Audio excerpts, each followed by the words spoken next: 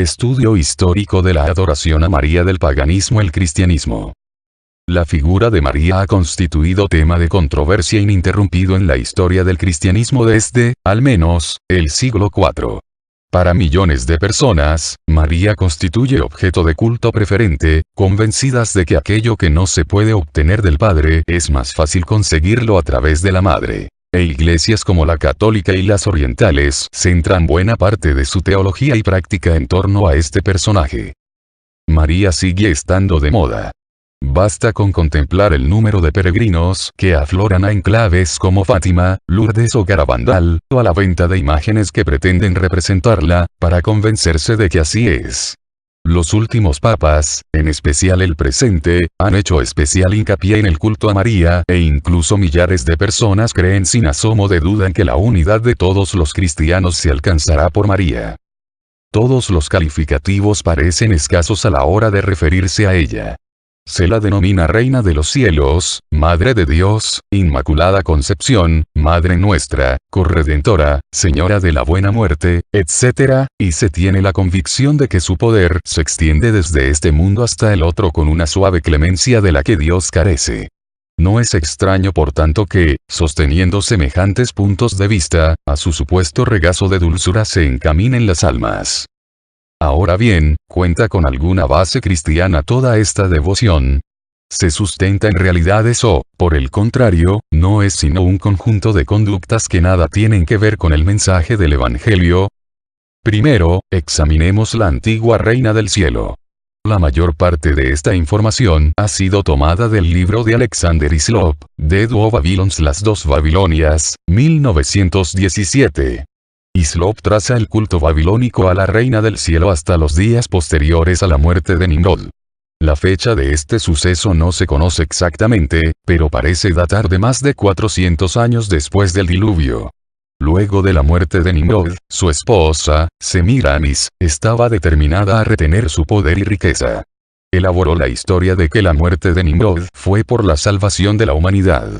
Nimrod fue descrito como la simiente prometida de la mujer, Zoroastra, que estaba destinado a aplastar la cabeza de la serpiente, y al así hacerlo, herirían su calcañar.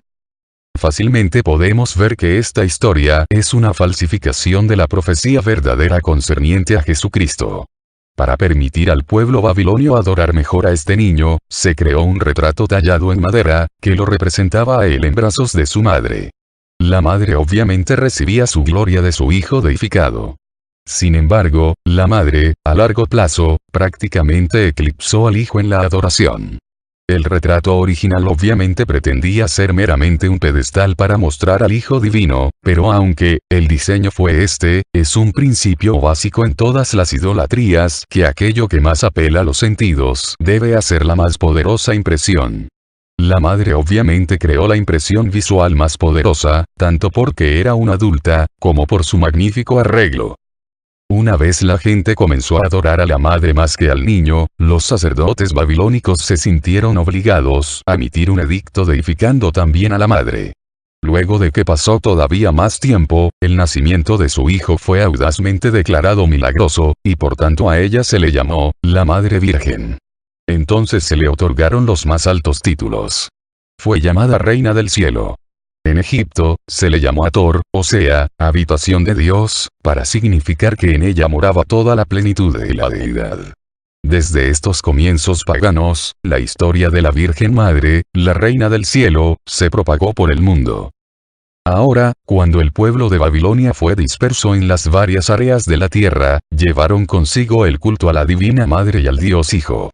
Esto explica por qué todas las naciones en tiempos pasados adoraban a la Divina Madre y a su Hijo de una u otra forma, aún siglos antes de que el verdadero Salvador, nuestro Señor Jesucristo, naciera en este mundo. En los diversos países donde se extendió este culto, la Madre y el Hijo eran llamados de diferentes nombres debido a la división de los lenguajes en Babel, pero la historia básica seguía siendo la misma. Después de la muerte de Nimrod, su adúltera esposa dio a luz a un hijo del que afirmó había sido concebido sobrenaturalmente. Proclamó que este era un Dios hijo, que era Nimrod mismo, su líder, que había renacido y que tanto ella como su hijo eran divinos. Esta historia era ampliamente conocida en la antigua Babilonia y se desarrolló en un culto bien establecido, el culto de la madre y el hijo. Numerosos monumentos de Babilonia muestran la diosa madre Semiramis con su hijo Tamuz en sus brazos. En Egipto, la madre babilónica era conocida como Isis, y su hijo como Horus. Nada es más común, en los monumentos religiosos de Egipto, que el infante Horus sentado en el regazo de su madre, véase ilustración. Nana, por los sumerios. Cananeos fue la diosa Astarte o Asera. En Asia la madre era conocida como Cibeles y su hijo Deus. Pero no tomando en cuenta su nombre o lugar, dice un escritor. Era la esposa de Baal, la reina virgen del cielo quien dio fruto sin haber concebido. Israel fue la diosa Astarot. Cuando los hijos de Israel cayeron en apostasía, ellos también se descarriaron con este culto de la diosa madre. Como podemos leer en el libro de Jueces 2:13, y dejaron a Jehová y adoraron a Baal y Astarot. Astarot era el nombre bajo el cual la diosa era conocida por los hijos de Israel. Da vergüenza el pensar que aún aquellos que conocían al Dios verdadero, se alejaban de él y adoraban a la madre pagana. Pero eso es exactamente lo que hicieron. Escandinava los germanos veneraban a la Virgen Herta con un niño en los brazos. Los escandinavos la llaman Disa y también la presentaban con el niño en brazos. Los etruscos la llamaban Nutria. En India, la Indrani, que también era representada con un niño en los brazos, y también, entre los druidas, adoraban a la Virgo Paritura como a la Madre de Dios. La madre babilónica era conocida como Afrodita o Ceres, por los griegos y aparece en la ilustración a la derecha. Y como Venus o Fortuna por sus devotos en los viejos días de Roma. Su hijo era conocido como Júpiter. Los romanos la diosa Diana. En Efesios la diosa Diana de los Efesios. La ilustración muestra a la madre y al hijo como Devaki y Krishna.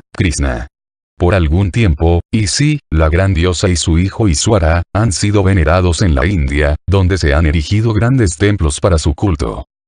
Entre los chinos, se llamaba a la diosa madre Chinkmo o Santa Madre, y se representa con un niño en los brazos y rayos de gloria alrededor de su brazo.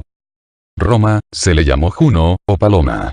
A partir de esta designación, la paloma se convirtió en el símbolo de la reina deificada, representada comúnmente con una rama de olivo en su pico. Note la dramática propagación de esta doctrina de la Virgen Madre a través del mundo conocido. Fue adorada en Roma, Grecia, Egipto, Babilonia, China, Japón y el Tíbet bajo nombres diferentes. Si nos fijamos en esta imagen de Isis y María, veremos que las dos se tocan un pecho, claro gesto que simboliza la fertilidad, puesto que Isis era conocida, en uno de sus múltiples nombres, como diosa de la fertilidad. Estas doctrinas influyeron en Grecia y Roma adoptando sus creencias y pasando a denominarse Afrodita, Venus y sus hijos Eros, Cupido. Pero, sobre todo, era el culto a Isis el que tenía una importante atracción para la cultura religiosa romana, que la representaba con su hijo Horus en su regazo.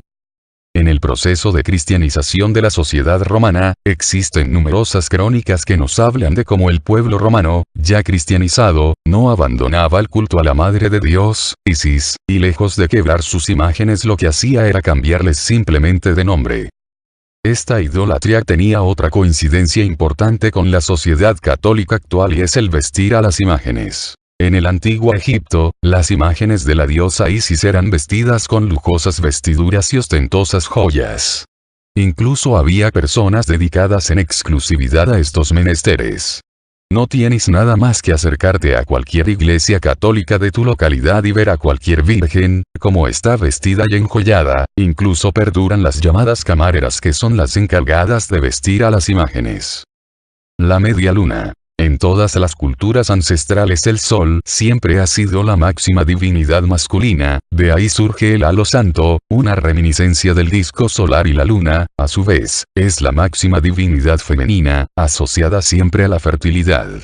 Claras muestras de esto las encontramos en las representaciones de diosas de distintas culturas, en la mitología sumeria Inanna la hija de la luna y el dios de la luna, o Ishtar como era conocida en Mesopotamia, Astar divinidad de Abisinia, Atar divinidad en Arabia del Sur o Tanit la más importante de las diosas de la mitología cartaginesa. Debemos recordar que el culto a Tanit se asociaba, a diferencia de otras diosas, específicamente a la luna y a la fertilidad. En Hechos 19, 23 al 40, se relata la visita de Pablo a Éfeso, y el alboroto que se formó cuando oyeron a Pablo predicar el Evangelio de Cristo, puesto que hablaba de un solo Dios y prohibía las imágenes, tal y como la propia ley de Dios nos manda. En este punto, los artesanos, que hacían imágenes de la diosa Artemisa, se enfrentaron a Pablo y sus seguidores, para evitar que se fuera al traste su negocio y su cultura. Esto aclara bastante el sentimiento que la sociedad pagana tenía a sus dioses, pero en particular a la Reina del Cielo, Madre de Dios. Fue durante este periodo de culto prominente a la Madre Divina, que el Salvador, nuestro Señor Jesucristo, fundó la verdadera Iglesia del Nuevo Testamento. Y qué gloriosa era la Iglesia en esos días. Pero la que una vez fue conocida como la Iglesia, abandonó su fe original en el tercer y cuarto siglos y cayó en la gran apostasía que los apóstoles habían anunciado. Cuando vino la apostasía se mezcló mucho paganismo en medio de la cristiandad. Se aceptaban en la Iglesia a paganos no convertidos y en numerosos casos se les permitía continuar mucho de sus ritos y costumbres paganos sin restricción alguna. En ocasiones se hacían algunos cambios con el fin de que estas creencias paganas parecieran similares a una doctrina cristiana. Uno de los mejores ejemplos de esta clase de paganismo lo podemos tener en la forma en que la iglesia profesante permitía a los paganos el continuar el culto a la diosa madre solamente con un poco diferencia y con otro nombre. Habían muchos paganos que se sentían atraídos al cristianismo, pero era tan fuerte en sus mentes la adoración a la diosa madre, que no la querían abandonar. Entonces los líderes de la iglesia buscaron una similitud en la cristiandad con el culto de los idólatras paganos para poder atraerlos en gran número y así añadirlos a ella. ¿Pero a quién podrían usar para reemplazar a la diosa madre del paganismo? Pues claro que a María, la madre de Jesús. Era la persona más lógica que podían escoger. ¿Por qué, entonces, no permitir que los paganos continuaran sus oraciones y devociones a su diosa, llamándola con el nombre de María, en lugar de los nombres anteriores con los cuales ellos la conocían? Esto le daba al culto idólatra de los paganos la apariencia de cristianismo y de esta forma, ambos bandos podían estar satisfechos e incorporarse así a la iglesia romana. Y es esto exactamente lo que sucedió. Poco a poco, el culto y doctrinas que habían sido asociados con la madre pagana, vinieron a ser aplicados a María. Así, el culto pagano de la madre continuó dispersándose dentro de la iglesia profesante. Como Roma había sido por mucho tiempo el centro del culto a la diosa del paganismo, no debemos extrañarnos de que este fuera uno de los primeros sitios donde el culto a María se estableció dentro de la iglesia. Este es un hecho que revela abiertamente que el culto a María fue el resultado directo de la influencia pagana. El culto a la diosa madre permeó en el cristianismo, dando lugar a lo que se conoce comúnmente como mariolatría, y este sincretismo o fusión entre paganismo y cristianismo dio lugar a lo que actualmente se conoce como catolicismo. Ninguno de los apóstoles, ni Jesús mismo, dieron alguna vez a entender que se debería venerar a María. Como lo indica la Enciclopedia Británica, durante los primeros siglos de la Iglesia no fue puesto ningún énfasis en María. No fue sino hasta la época de Constantino, la primera parte del siglo IV, cuando alguien empezó a ver a María como a una diosa. Pero aún durante ese periodo, tal idolatría era denunciada por la Iglesia, lo cual es evidente en las palabras de Epifanio, quien denunció a ciertas mujeres de Tiro, Arabia y otros sitios por rendir culto a María como a una diosa verdadera y hacerle ofrendas en su capilla. Pero unos años más tarde, el culto a María no solamente era permitido por lo que es actualmente conocida como la Iglesia Católica, sino que vino a ser una de sus doctrinas principales y lo continúa siendo hasta hoy día. Existieron voces contrarias, como la del condenado Nestorio, patriarca de Constantinopla, que en el concilio de Éfeso dijo: «Si vosotros llamáis a María, Madre de Dios, hacéis de ella una diosa». Clemente de Alejandría, en el 200 después de Cristo dice: toda imagen o estatua debe llamarse ídolo porque no es otra cosa que materia vil y profana, y por eso Dios, para quitar de raíz la idolatría, ha prohibido en su culto cualquier imagen o semejanza de las cosas que están en el cielo o en la tierra, prohibiendo igualmente su fabricación. Y es por esto que nosotros los cristianos no tenemos ninguna de aquellas representaciones materiales. San Cipriano: ¿para qué postrarse delante de las imágenes? Eleva tus ojos al cielo y tu corazón. Allí es donde debes buscar a Dios. Son varios ejemplos de los llamados padres de la Iglesia que prohíben el uso de dichos medios para acercarnos a Dios. Cuán trágico fue que esta Iglesia aceptara y aún adoptara la idolatría abominable de la diosa madre, disfrazándola bajo el hábito de la cristiandad. Finalmente, cuando el culto a María se hizo una doctrina oficial de la Iglesia Católica, en el año 431 después de Cristo, fue precisamente en el concilio de Efeso, la ciudad de la diogana pagana Diana. Es obvia la influencia pagana que indujo al concilio a tomar esta decisión. Otro sitio del culto idólatra a la diosa madre fue Alejandría, Egipto. Aquí era conocida bajo el nombre de Isis. Los adventistas, al igual que nuestros amigos católicos, creemos que María fue elegida por Dios para jugar un papel único como la Madre del Salvador. Sin embargo, basados en las Escrituras, rechazamos la veneración o adoración de la persona de María, incluyendo la creencia de que ella está en el cielo y actúa como mediadora entre el pecador y el Salvador. La Biblia enseña que podemos acercarnos a Jesús directamente por la oración, y que Él es nuestro único y suficiente mediador.